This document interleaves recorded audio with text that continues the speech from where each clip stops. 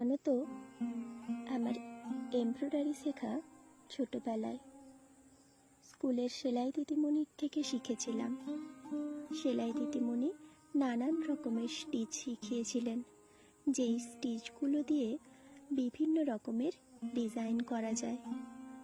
কিন্তু ছোটবেলা থেকে সেলাই শেখা থাকলেও ওই রুমাল ছাড়া আর কোনো কিছুর ওপর সেভাবে এমব্রয়ডারি করা হয়নি।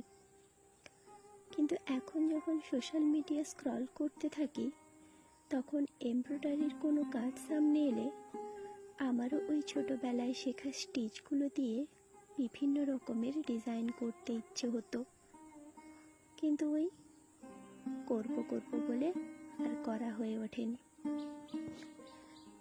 তাই আজ অনেকখানি জেদ নিয়ে বসে পড়েছি এমব্রয়ডারি করতে। কিন্তু কি এমব্রয়ডারি করা যায় তাই ভাবতে ভাবতে অনেকটা সময় কেটে গেছে। অবশেষে মাথায় এলো এক জোড়া সানফ্লাওয়ার ইয়াররিংস রেডি করলে কেমন হয়। তাই বসে পড়লাম সানফ্লাওয়ার এমব্রয়ডারি করতে।